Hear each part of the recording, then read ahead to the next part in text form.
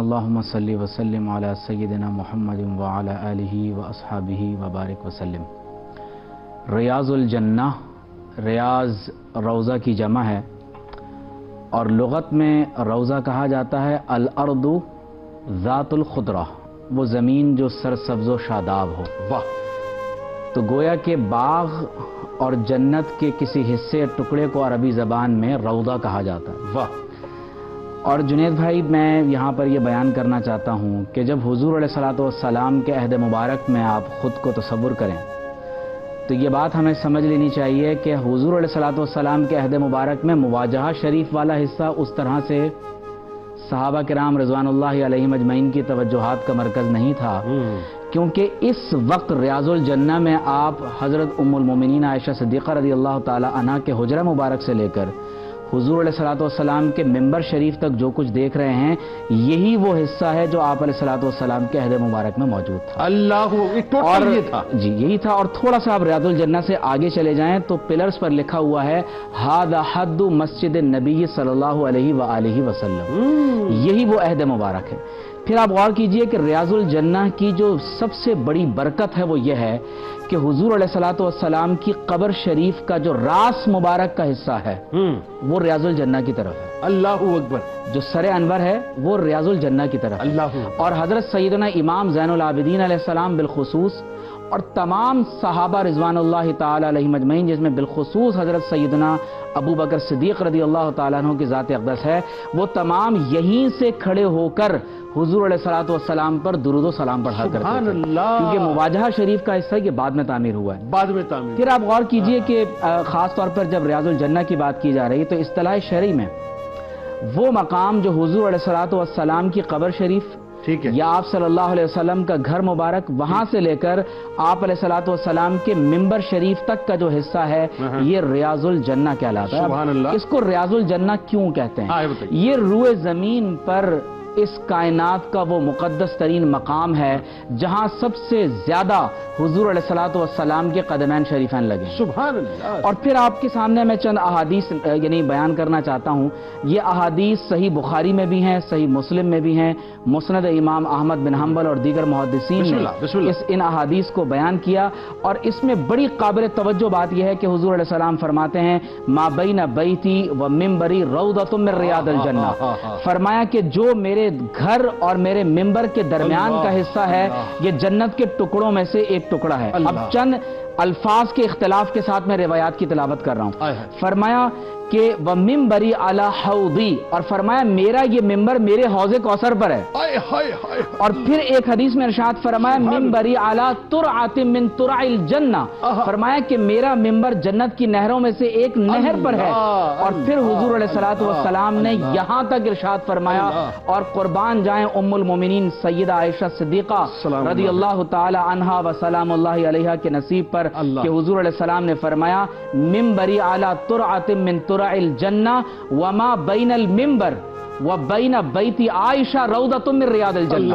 یہاں حضور علیہ السلام نے فرمایا کہ جو کچھ میرے ممبر اور عائشہ صدیقہ رضی اللہ تعالی عنہا کے گھر کے درمیان ہے، فرمایا اللہ نے اسے جنت کے باغوں میں سے ایک باغ بنا دیا، اور فرمایا کہ میرے ممبر کے جو قدم ہیں، جو پائے ہیں، فرمایا اللہ تبارک و تعالی نے اس کے ثبات کو، اس کے دوام کو جنت کے اعلیٰ ترین مراتب پر قائم فرمایا۔ اور پھر آپ غور کیجئے کہ اگرچہ حدیث میں حلق الذکر کو بھی جنت کا باغ کہا گیا، مجالس علم اور حجر اسود رکن یمانی کے درمیان کے حصے کو بھی جنت کا باغ کہا گیا، لیکن محدثین کے مختلف اقوال ہیں۔ بعض کہتے ہیں کہ یہ مجازی معنی میں جنت کا باغ ہے، لیکن اس کا معنی یہ ہوگا کہ جو اس مقام پر نماز پڑھے، یہاں نماز پڑھنا جنت میں لے جاتا ہے۔ بعض کہتے ہیں کہ یہ مجازی اس معنی میں ہے کہ جو یہاں پر اللہ کی عبادت کرے گا، ذکر کا حلقہ قائم کرے گا، یہ مقام اس کو جنت کی طرف لے جائے گا۔ یہ مجازی معنی ہے۔ امام مالک کا موقف کیا ہے؟ بتائیے۔ حضرت امام مالک رحمۃ اللہ تعالی علیہ، امام العاشقین بتائیے۔ امام العاشقین، امام دار الہجرہ، امام سمہودی، امام ابن نجار، برہان بن فرہون، امام ابن جوزی اور امام قسطلانی کا موقف یہ ہے کہ یہ وہ ٹکڑا ہے جو حجر اسود کی مانند جنت سے زمین پر اتارا گیا، اور جب قیامت برپا ہوگی تو اس خطے کو فنا نہیں کیا جائے گا۔ اللہ تبارک و تعالی اسی طرح اس مقام کو جنت کی طرف منتقل فرما دے گا۔ اور میں یہاں پر ایک بات امام سمودی نے جو کہی ہے تو انہوں نے قلم توڑ دیا۔ وہ فرماتے ہیں کہ دیکھو یہ وہ مقام ہے جہاں حضور علیہ الصلوۃ والسلام کی قبر شریف بھی ہے۔ اور حضور علیہ الصلوۃ والسلام نے فرمایا کہ جس شخص کو جہاں دفن کیا جاتا ہے اس کی مٹی اسی مقام سے ہوتی ہے۔ تو ان تین مقدس ترین نفوس کو جس مقام پر آج اللہ تبارک و تعالی نے روضہ اور گھر عطا فرمایا، تو امام سمودی کہتے ہیں، ابن جوزی اور دیگر محدثین ابن سیرین کے حوالے سے کہتے ہیں کہ اگر ہم اللہ کی قسم اٹھا لیں کہ حضور علیہ السلام، حضرت ابو بکر اور حضرت عمر کی تخلیق ایک ہی مٹی سے ہوئی ہے، تو یہ بات درست ہوگی۔ کیا کہنے، سبحان اللہ، یہ بات درست ہوگی بھائی، سبحان اللہ۔ اور یہ مقام و مرتبہ شیخین کریمین اور ام المومنین عائشہ صدیقہ کو عطا ہوا۔ بھائی سبحان اللہ، سبحان اللہ۔ ڈاکٹر صاحب سلامت رہیے، جیتے رہیے، آپ آباد رہیے، سبحان اللہ۔ یہ جو مقدس ترین حصہ ہے اس میں رسول اللہ صلی اللہ علیہ وآلہ وسلم کی محراب بھی موجود ہے، اور اس محراب کو اب اس طرح سے بند کیا گیا ہے کہ اگر آج کوئی مسلمان وہاں جا کر نماز ادا کرے تو اس کی پیشانی اس مقام پر لگے گی جہاں محمد الرسول اللہ صلی اللہ علیہ وآلہ وسلم کے قدمین شریفین ہوا۔ سبحان اللہ، سبحان اللہ۔ پھر اسی مقدس ترین حصے میں اگر آپ علیہ الصلوۃ والسلام کی ریاض الجنہ میں سبز جالیوں والے حصے کی طرف اگر آپ اپنا رخ کریں جی جی، تو وہاں آپ کو ایک دروازے کی طرف آپ کو ایک اسٹار کی طرح کچھ آپ کو نشان نظر آئے گا، اور ایک اس کے برابر والا حصہ ہے جہاں پر آج موجودہ دور میں قرآن مجید کے ریک رکھے ہوئے ہیں۔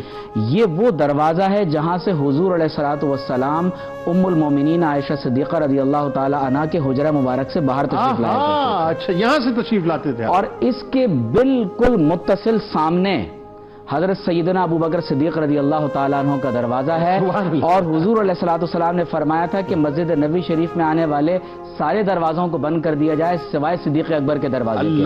اور آج بھی وہاں لکھا ہوا ہے ہذہ خوخۃ سیدنا ابی بکر الصدیق رضی اللہ تعالیٰ عنہ، کہ یہ صدیق اکبر رضی اللہ تعالیٰ عنہ کا گھر ہے۔ سبحان اللہ۔ پھر آپ غور کیجئے کہ یہاں راز شریف کا حصہ ہے صلی اللہ علیہ وآلہ وسلم، اور یہاں پر متعدد اولیاء ایسے ہیں کہ جن کا ایک ہی کام ہے کہ وہ صبح و شام یہاں حاضر ہوتے ہیں اور حضور علیہ الصلوۃ والسلام کے راس مبارک کی طرف اپنا رخ کر کے وہاں درود و سلام پڑھتے رہتے ہیں۔ اللہ، اب آپ غور کیجئے کہ جب ہم آداب کی اور یہاں کے تقاضوں کی بات کر رہے ہیں تو یہ کوئی نعوذ باللہ معمولی مقام تو نہیں ہے۔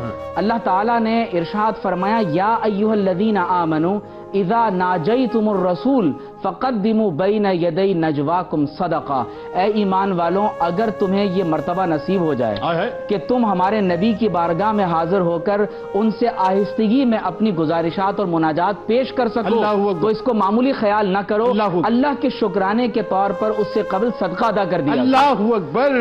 پہلا ادب تو یہ ہے کہ جب ریاض الجنہ میں حاضری کے لیے آپ کو اذن ہو جائے تو آپ کوشش کریں کہ یہاں حضوری سے قبل آپ نے صدقہ اللہ کی بارگاہ میں ادا کرنا۔ بہت اچھا ہے، بہت اچھا۔ دوسری بات یہ ہے کہ یہاں محض حاضری جسمانی طور پر نہ ہو بلکہ اپنے قلب و ذہن کو اس کے لیے تیار کی۔ بہت امپورٹنٹ بات ہے کہ ہمارے ہاں عموماً جب لوگ مسجد نبی شریف میں جا رہے ہوتے ہیں تو بعض اوقات اللہ نہ کرے کبھی ایسا تصور بھی آ جاتا ہے کہ مجھے فلاں سے ملاقات کرنی ہے، مجھے فلاں نے بلانا ہے، تو جس کسی سے ملاقات ہوگی وہ سب کچھ حضور علیہ الصلوۃ والسلام کے تابع ہو کر ہوگا، اصل مقصود جو حاضری ہے وہ حضور علیہ السلام کی بارگاہ کی ہوگی۔ یہاں پر بعض اوقات لوگ جب اچانک دروازہ کھلتا ہے تو اس قدر ایمان کے جذبے میں ہوتے ہیں کہ بھاگتے ہیں، دوڑتے ہیں۔ یہ ادب کا مقام ہے جہاں جنید و بایزید بھی آہستہ لیتے ہیں کہ کہیں ان کا ایمان ضائع نہ ہو جائے۔ پھر بڑی اہم بات یہ ہے کہ موبائل فون کا استعمال نہ کریں۔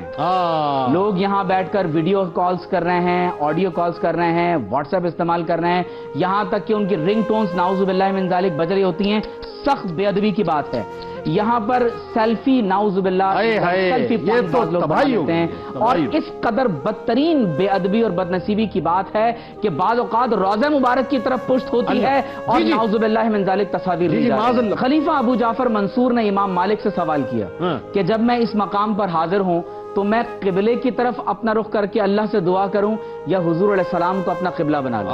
تو امام مالک کیا فرماتے ہیں؟ یہاں پر تو لوگ نعوذ باللہ موبائل استعمال کر رہے ہیں، امام مالک کیا فرماتے ہیں؟ فرماتے ہیں وَلِمَا تَصْرِفُ وَجْهَكَ عَنْهُ، تم اپنے چہرے کو حضور کی بارگاہ سے کیسے پھیر سکتے ہو؟ وَهُوَ وَسِيلَتُكَ وَوَسِيلَةُ أَبِيكَ آدم، فرمایا وہ تمہارا بھی وسیلہ ہیں اور تمہارے بابا آدم علیہ السلام کا بھی وسیلہ ہیں اِلَى اللَّهِ تَعَالَى يَوْمَ الْقِيَامَةِ، اللہ تعالیٰ کی بارگاہ تک، اور یہ عمل صرف حضور علیہ السلام کی ظاہری حیات تک نہیں ہے، فرمایا یہ قیامت تک اسی طرح سے جاری ہے۔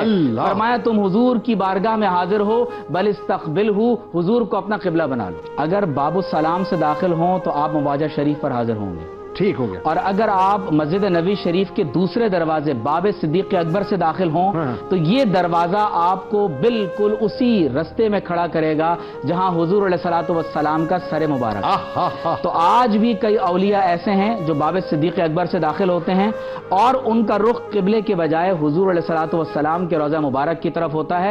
تو اگر آج آپ اسی سمت میں بیٹھ جائیں، کھڑے ہو جائیں اور اپنا رخ وہاں کر لیں تو درود و سلام کی سمت وہی ہوگی۔ تو امام مالک فرماتے ہیں کہ بل استقبلہ، تم حضور کو اپنا قبلہ بنا لو، تم حضور علیہ السلام کے وسیلے سے اللہ سے جو دعا کرو گے اللہ حضور کی شفاعت کو قبول کرے گا اور اللہ تعالیٰ تمہارے تمام گناہوں کو معاف فرما دے گا۔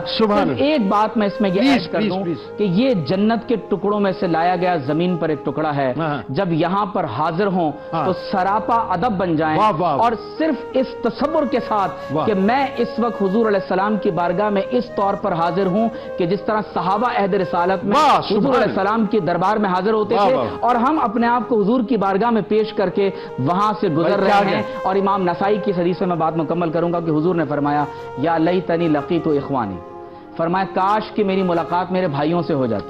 تو صحابہ نے عرض کی یا رسول اللہ کہ ہم آپ کے بھائی نہیں، فرمایا تم میرے اصحاب ہو، میرے بھائی وہ ہیں جو تمہارے بعد آئیں گے، انہوں نے مجھے دیکھا نہیں ہوگا لیکن اپنا سب کچھ صرف میرے دیدار کے لیے قربان کرنے کو تیار ہو جائیں گے۔